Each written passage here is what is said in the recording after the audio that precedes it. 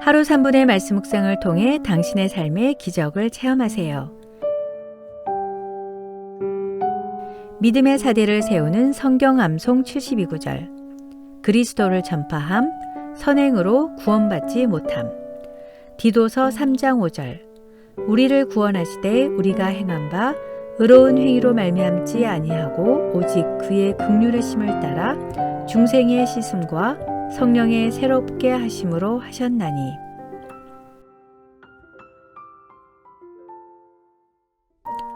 독일의 시골 마을에 한 소년이 있었습니다.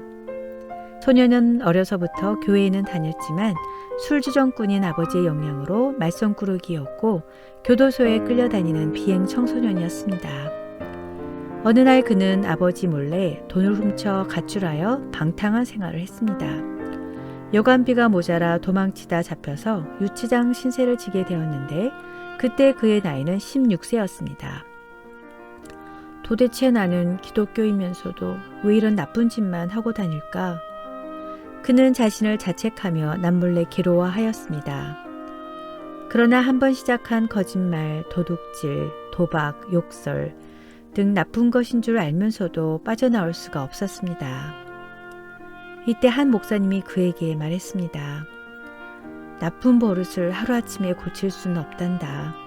하지만 하나님은 한번 당신의 자녀로 삼은 사람은 절대로 버리는 법이 없어. 그러니 낙심하지 말고 성령님께서 새롭게 해주시길 기도해보렴.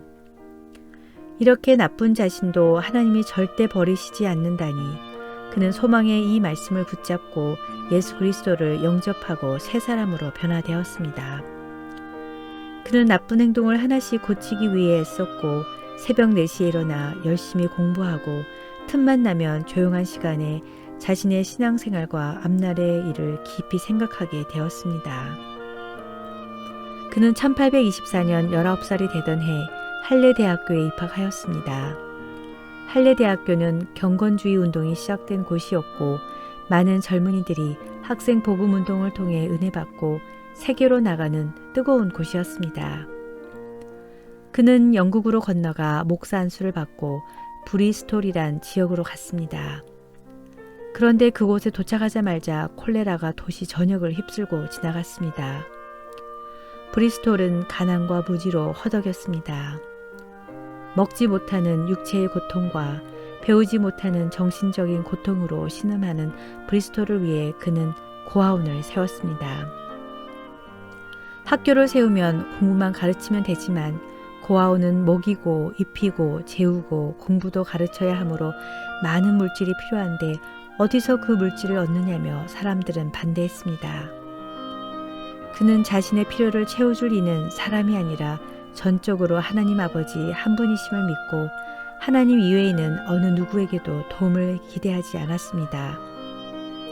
그는 하나님의 마음을 움직이는 기도로 일생 동안 5만 번 이상의 기도 응답을 받은 기적의 사람, 큰 기도의 용사로 유명합니다. 오직 기도로서 수천 명의 고아들을 한 번도 굶기지 않고 먹였던 이 사람은 바로 고아의 아버지로 불리우는 조지 뮬러입니다.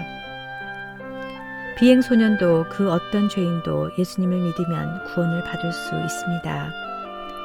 구원은 의로운 행위 때문이 아니라 하나님의 은혜로 받습니다. 하나님은 우리를 불쌍히 여기사 우리를 깨끗하게 씻어 성령으로 새로운 사람이 되게 하십니다. 파스칼은 이렇게 말했습니다. 이 땅에는 오직 두 종류의 인간만이 존재한다. 하나는 자신이 죄인이면서도 죄인인 줄 모르고 사는 죄인과 자신이 죄인임을 인정하는 죄인이다. 전자는 희망이 없는 죄인이고 후자는 희망이 있는 죄인일 뿐이다. 예수님을 의인을 부르러 온 것이 아니라 죄인을 부르러 왔다고 말씀하셨습니다.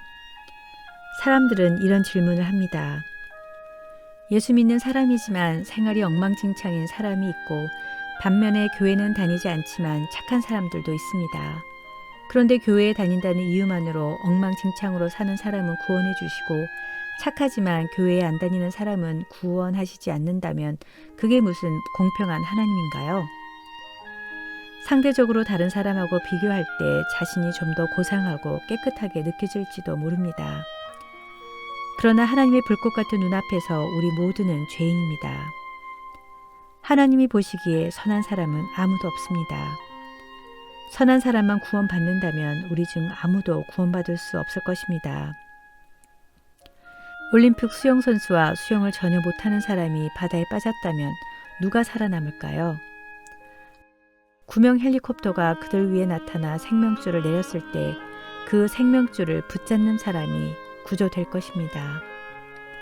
이처럼 예수 그리스도를 통한 구원을 받아들인 사람만이 구원될 수 있는 것입니다. 하나님은 왜 나쁜 사람을 가만히 놔두실까요? 이 말은 하나님이 왜 나를 가만히 놔두실까요? 란 질문과 같습니다. 하나님은 내가 죄인임을 인정하고 돌아오길 인내하시며 기다리고 계십니다. 거저 주시는 하나님의 선물을 받아 영생을 누리길 바라고 계십니다. 기독교가 타 종교와 다른 점 중 가장 큰 것은 무엇일까요? 바로 은혜입니다.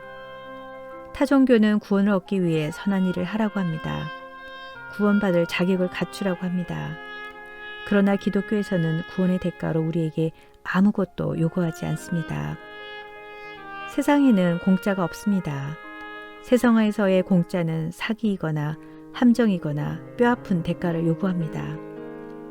그러나 하나님께서는 죄인 우리를 구원해 주시되 아무 조건 없이 공짜로 영원한 참 생명과 참 평안을 허락하셨습니다. 구원은 행위가 아니라 구원자이신 예수 그리스도를 믿음으로 얻습니다. 하나님께서 일방적으로 주시는 선물이기에 은혜입니다. 인간의 어떠한 선행도 구원의 값을 치를 수 없기에 값없이 구원을 받도록 하신 것입니다. 예수님은 나보다 더 나를 사랑하시고 가장 선한 길로 인도해 주시는 분입니다. 엄마의 손만 의지하며 살아가는 어린아이와 같은 순수한 마음으로 예수님의 사랑을 만나시길 기도합니다.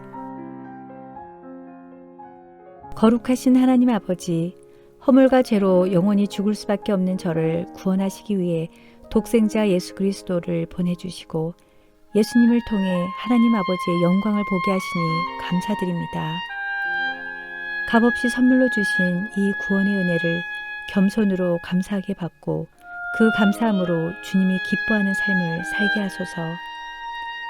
나를 위하여 자신의 몸을 희생하신 예수 그리스도를 본받아 어려운 이웃들을 사랑하고 신실한 예수님의 참 제자로 살게 하소서. 예수님의 이름으로 기도드립니다. 아멘.